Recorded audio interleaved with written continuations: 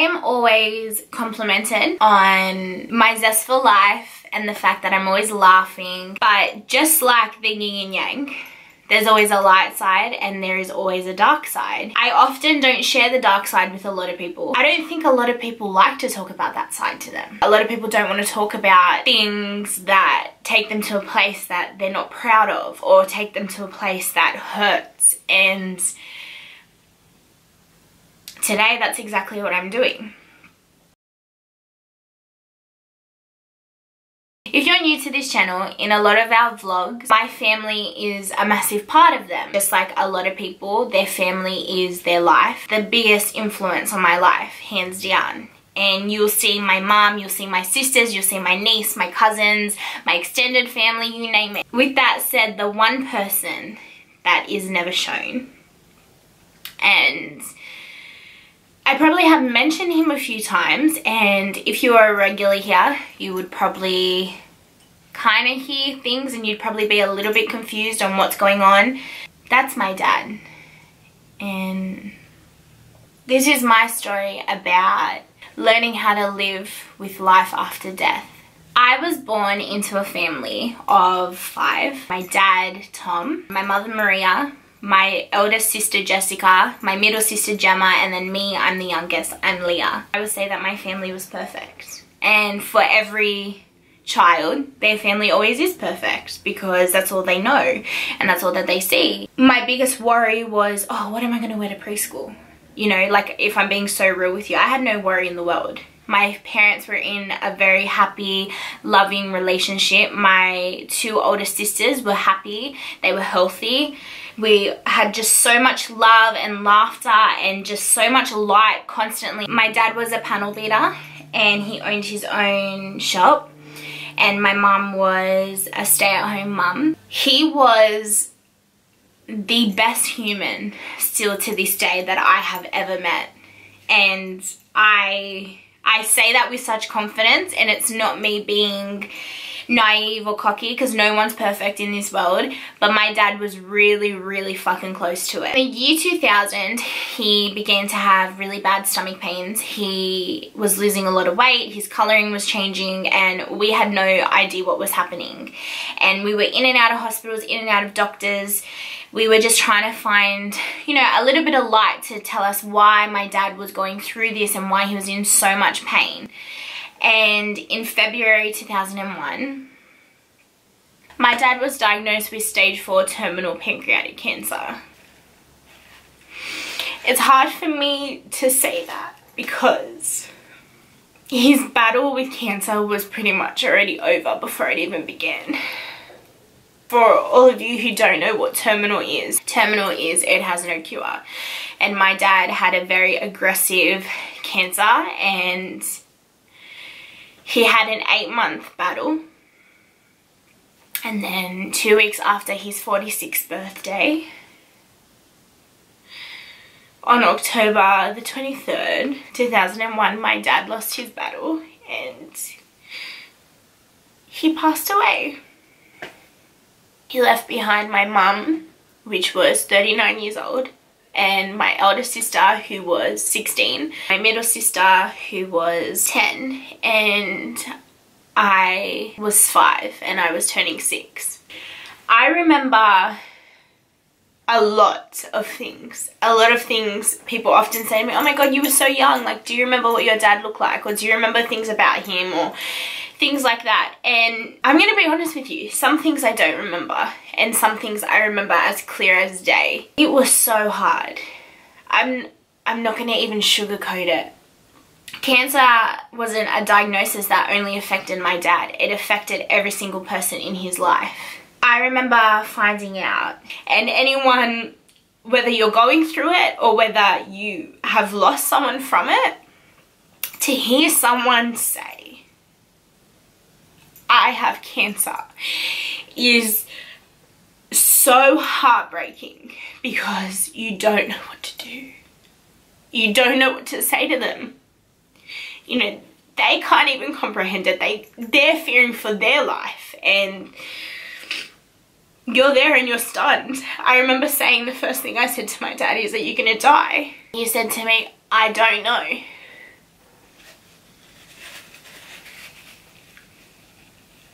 My dad chose to have chemotherapy. I think he did a little bit of radiation as well, because he wanted as much time he could get with his family. The thing that hit me, I knew that my dad was sick and something was wrong. Yeah, he told me that he had cancer, but I didn't understand that. I didn't understand what cancer was. I had no idea when my dad all of a sudden, he stopped working and he was home all the time and he was always in bed and he couldn't get up. We had a special chair brought in, you know, in our lounge room, and he used to sit there because he couldn't, you know, sit on the lounge because it was too low for him. I never understood why. And the moment that it hit me that something was wrong with my dad was, I just got home from school because I was in kindergarten. I went to go have my nighttime shower in my mum and my dad's ensuite, and there was a chair.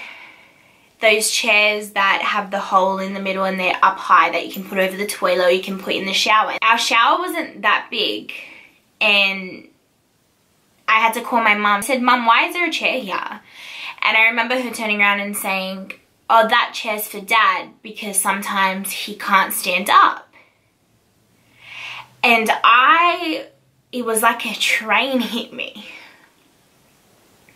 because I was like, my dad had so much energy and he was always doing something. To see a chair in the shower because he couldn't even like stand for a 5-minute shower, that made me realize that something was wrong. The night that my dad passed away, that week he got his, you know, mobility back. He was eating a lot more. He was just ultimately getting better before he gets worse. And I know that if you have never heard that phrase, they say that a lot of people that are sick, they tend to get that much better and then they just go even more downhill faster and faster, and then they eventually just go. He decided he wanted to eat a little bit more and he could, you know, walk. He could stand up and walk from one side to the other and not have to sit down, and because he was that frail. We had all our close family come over to say goodbye, because at this point we knew it was going to be any day, so we asked them all to come past just to say their final goodbyes. Being a 5-year-old, I was really, really overwhelmed.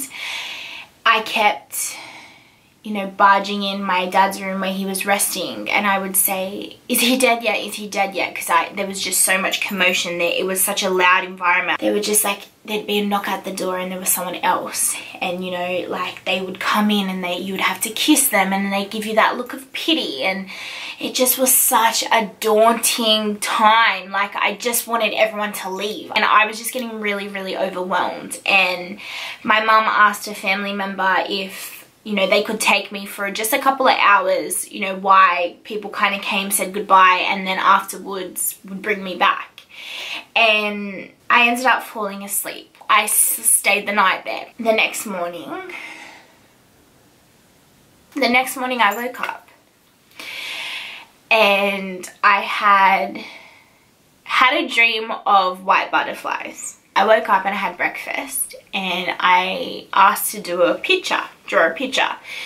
And I drew a picture and it was of my family, and I put white butterflies everywhere. And I'm pretty sure like the color white never shows on paper, so I did like purple butterflies and pink butterflies. When it was time to go back to my home,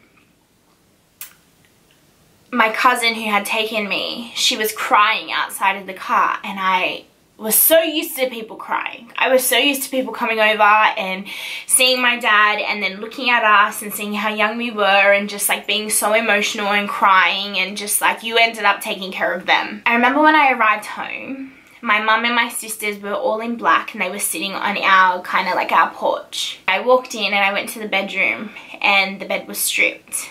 And then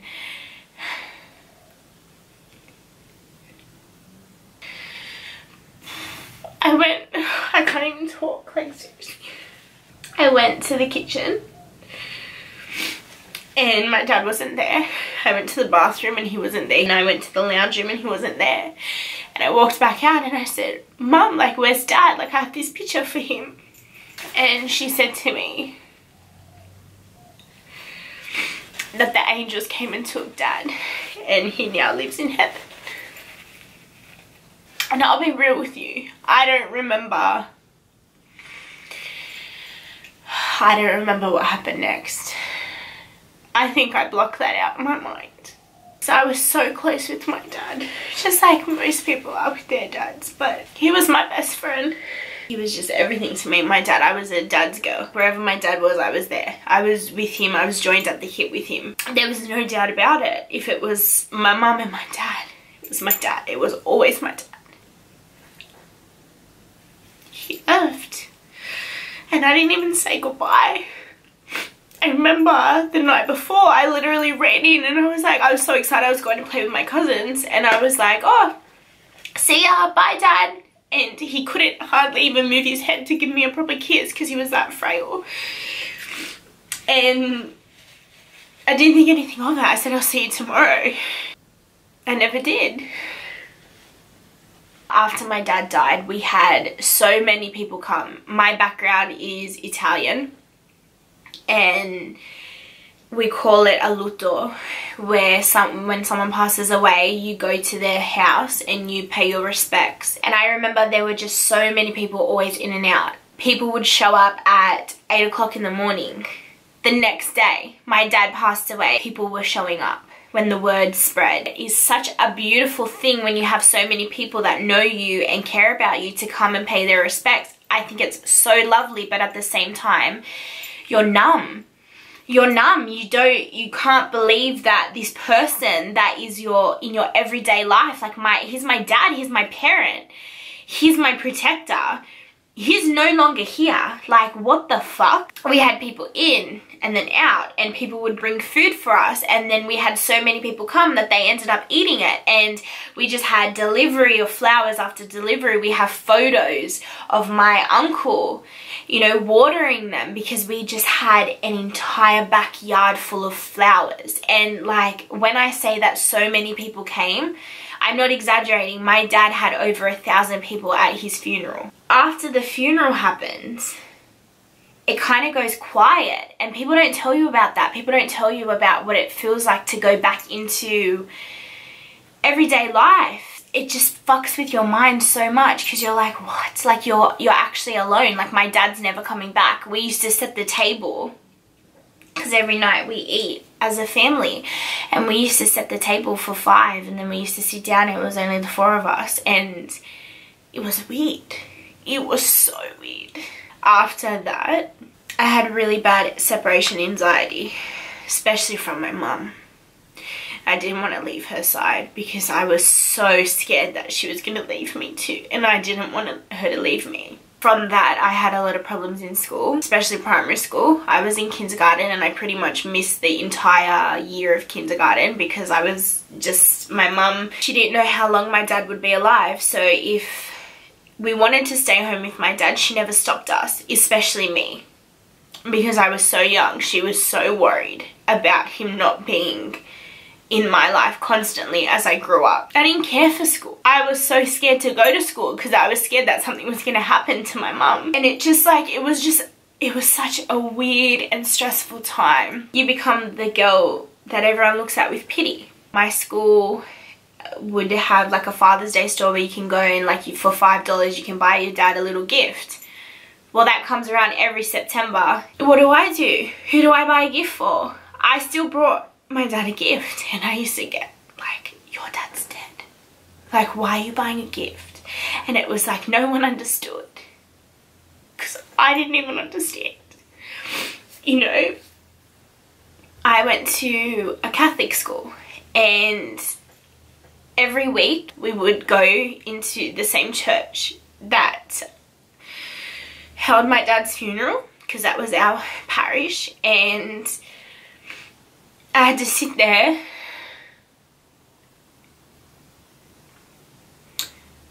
and I don't want this to come out bitter. I had to sit there and I had to listen to the priest talk about how God loves you and how God cares for you and he does everything because he loves you. And then I would sit there and my mind would wander to the day of my dad's funeral.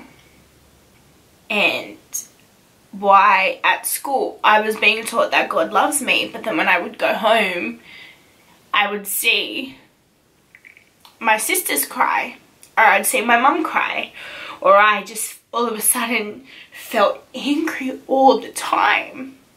And I didn't understand. If God loved me, why was my dad not here anymore?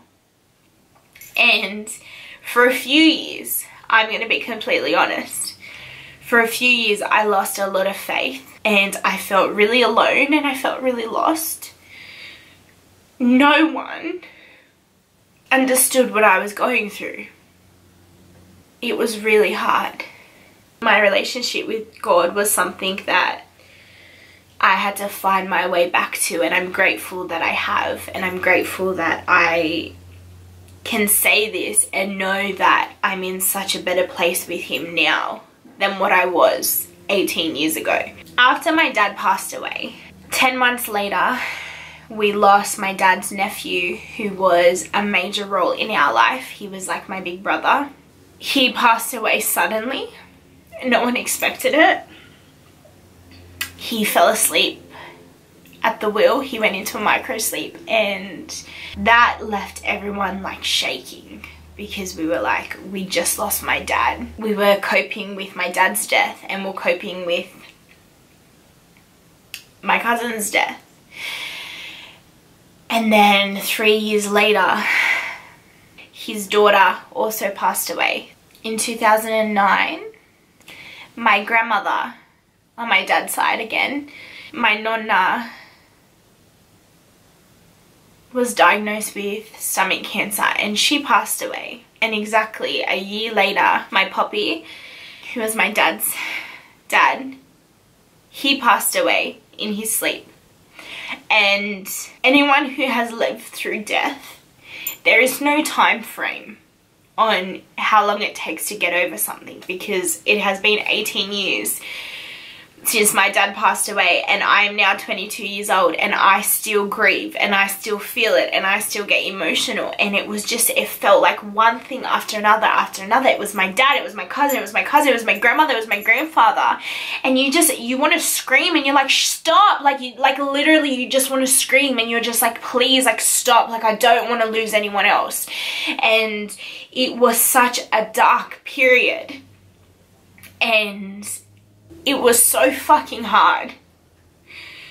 A lot of people comment, they don't mean it. When people have never lived through something like this, whether you have had a parent or someone close to you who is sick from a disease, whether it's cancer or whether it's something else, you understand how fragile the situation is, and whether, you know, they have been cured or whether they are still in remission or whether they have passed away. It is such a sensitive topic, and for people that haven't lived through it, all they can do is try their best to understand. And even though you appreciate that, I always get comments like, I think it's harder losing someone when you're older than what it is when you're a child.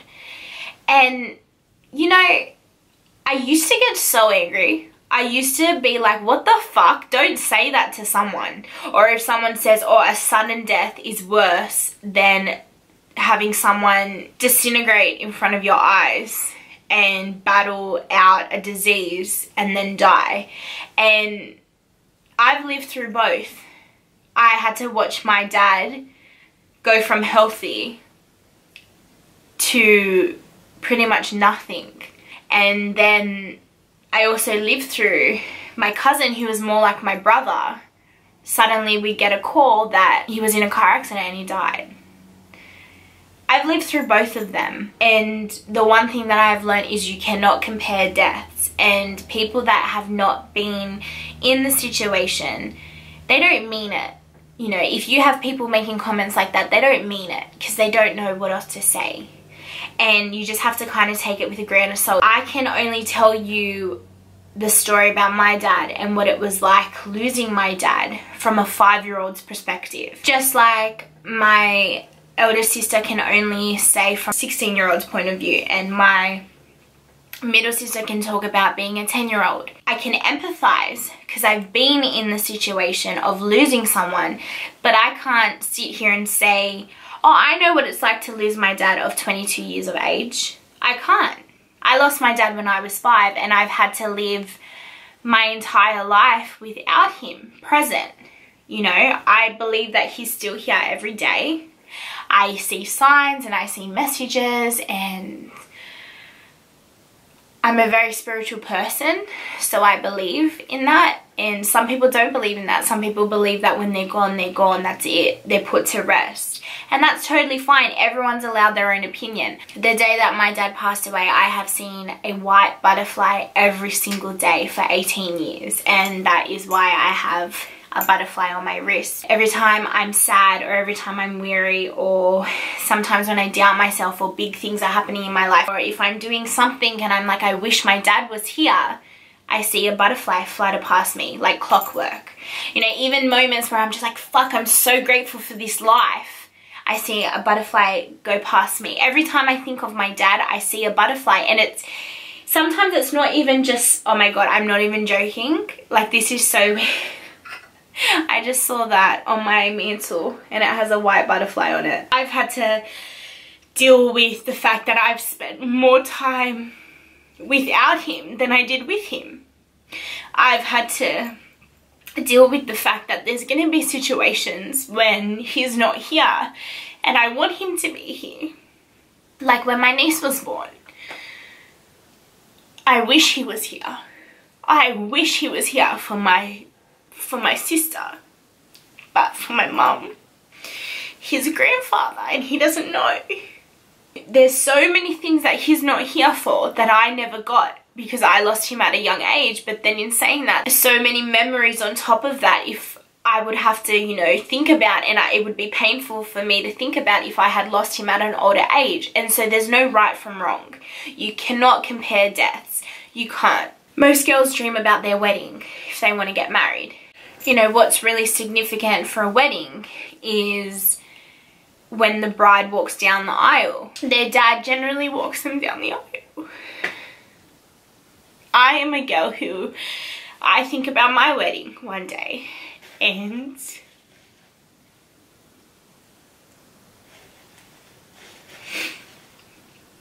my dad won't be there to walk me down the aisle when they do the father and daughter dance, which, by the way, I've never seen one, because every time I go to a wedding and if they do a father and daughter dance, I excuse myself because I can't watch it.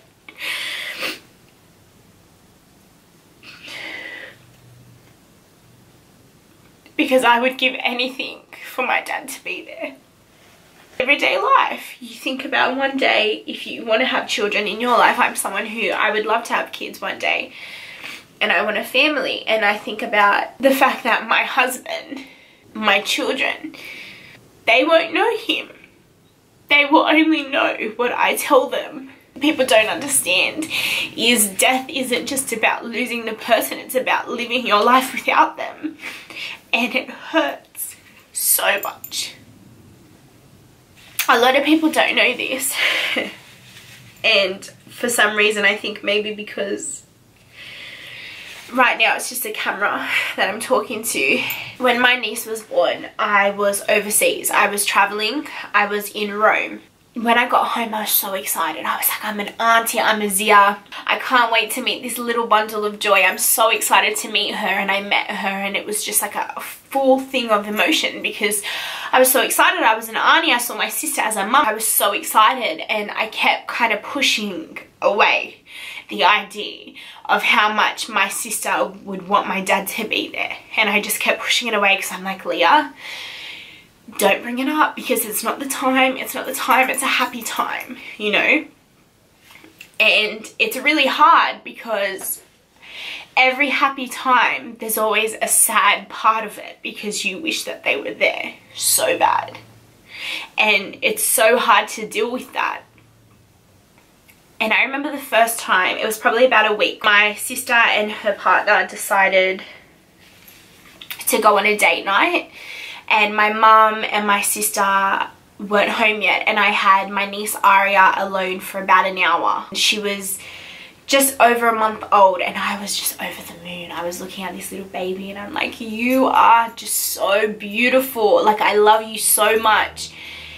And all of a sudden there was a knock at the door and I was like, who's that? Like, I'm not expecting anyone. And it was my brother-in-law's father, who is such a lovely man.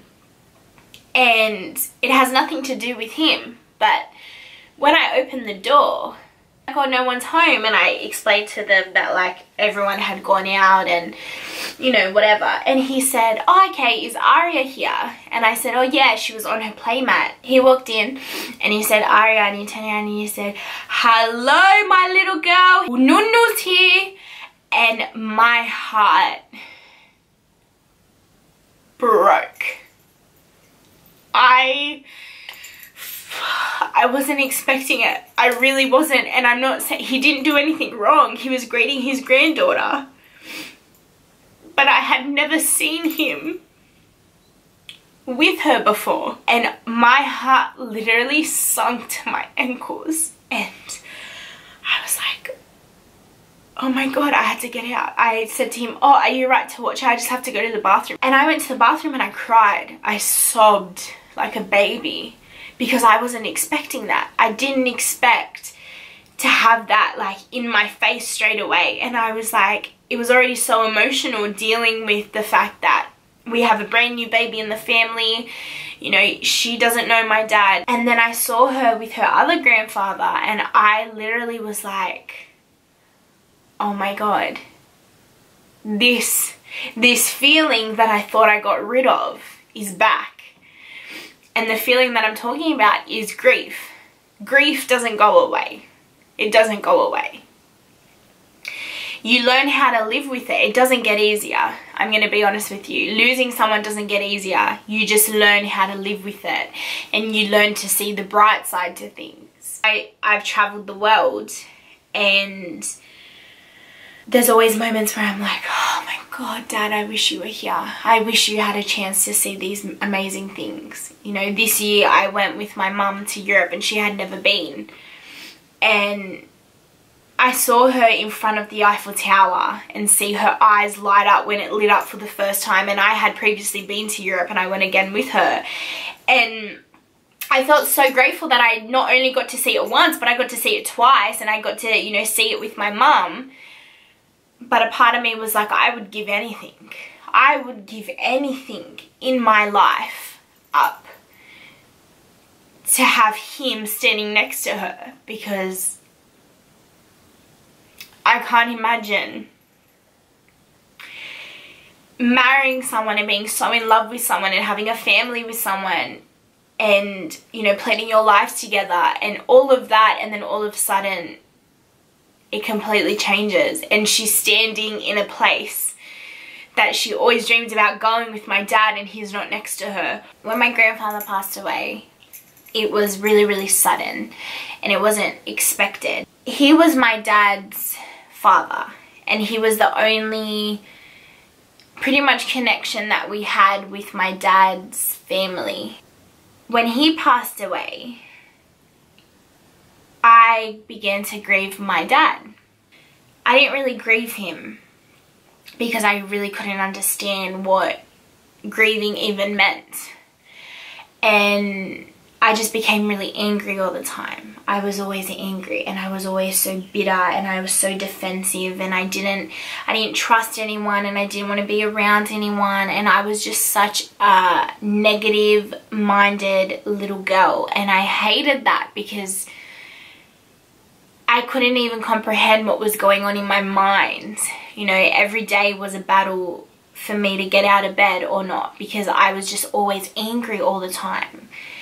And no matter how many psychologists I went to, or how many therapists I went to, or the, you know, anger management programs I went to, I could never control it because I was just so angry all the time.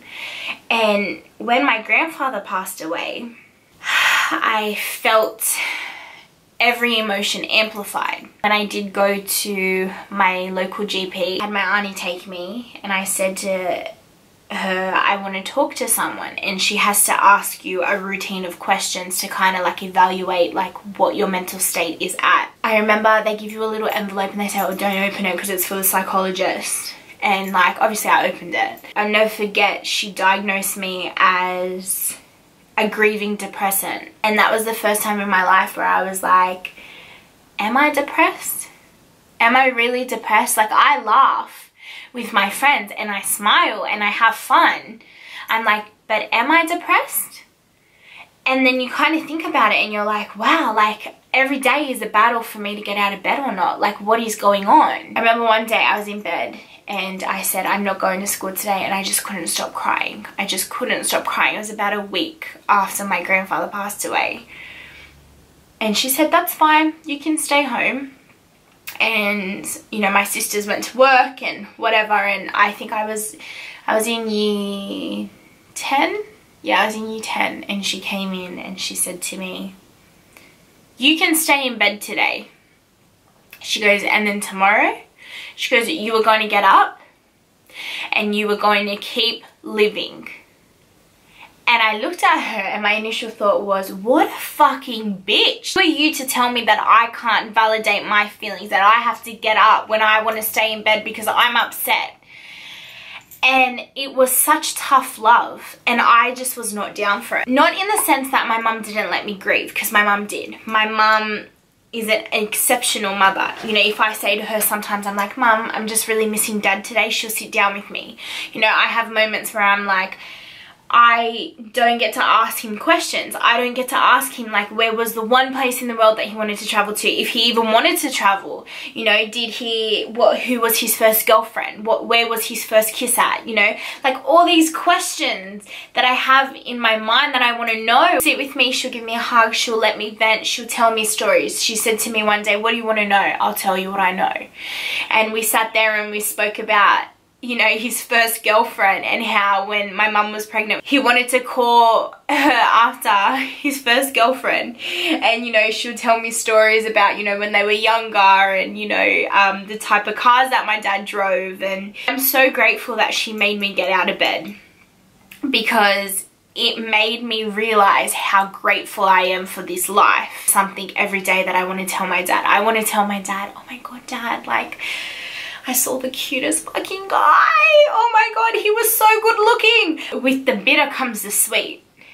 And I'm grateful that I get to live my life, and I get to wake up every day, and that I'm healthy, and that I'm happy. And all the BS that people worry about means nothing when it's life and death. I'm grateful that he was my dad. I'm grateful that he taught me my worth.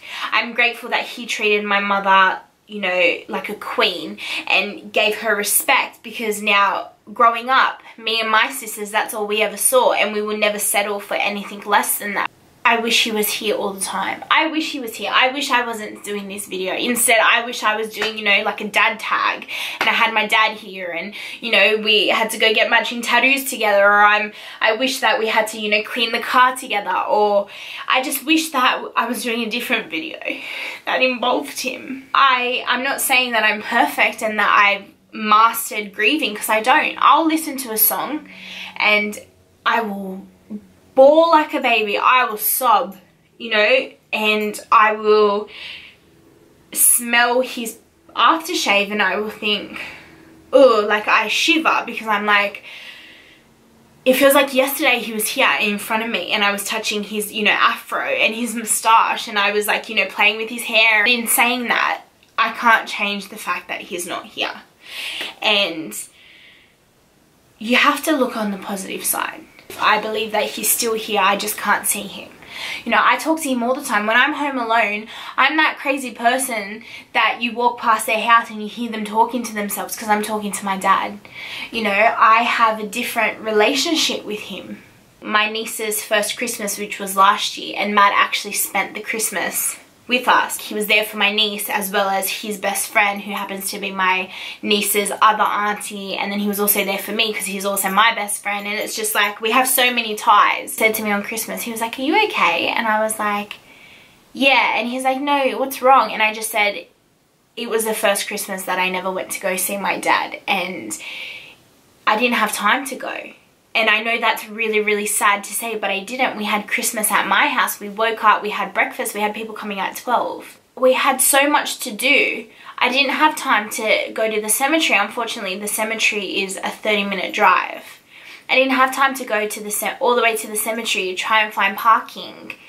you know, only get 10 minutes with my dad and then come back and help. It was going to be a rush. As a family, we chose that this year we wouldn't go, and after New Year's Eve we would go and we would see my dad. My mum said to me, he will understand.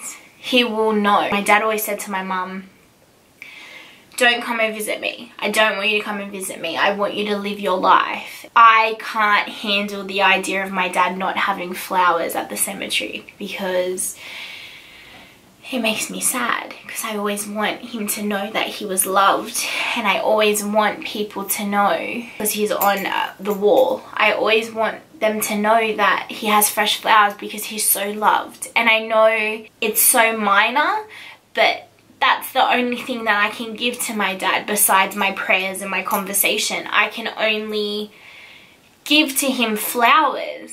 So when he doesn't have flowers, it actually really affects me. And I know it sounds so silly, but it's the truth. Things like that, people don't realize what death does to you. They don't realize that a diagnosis of cancer on a 45-year-old man would affect his now 22-year-old daughter 18 years later. The reason for me making this video is because I am at a stage in my life where I am still learning how to heal and how to live my life. I always think about the 8-year-old little girl that used to sit in her bed and used to cry herself to sleep because she couldn't understand why this was happening to her family, or why she felt these emotions, or why she felt so sad all the time. And whether you're 5, because let's be real, 5-year-olds watch YouTube now. Whether you're 5 or whether you're 38 or whether you're 107, if you're 107, fucking well done, okay? I want you to know that you're never alone. And even if you lost your mum, it doesn't mean that I don't know what you're going through. And I want you to know that you're not alone, and it's such a scary process, you know, especially if you're losing someone, or whether someone you know is fighting for their lives, or whether you've just lost someone and you're trying to, you know, navigate your way through this thing called death, and unfortunately it's inevitable. I want you to know that you're not alone. That was the main purpose of this video. It started off really sad, and when you're dealing with death, it's always sad, but you just have to find the positive. And if you are someone that struggles with anxiety or struggles with depression, even though I may look like I'm all put together, honey, I assure you I'm not. And I still struggle. Purposely wanted to do this video and just to tell you that you're not alone, and that there's so many people that are going through it. And whether this video helped you or not, or whether you're, you know, you think that you can help me, we're always learning how to deal with this thing called death.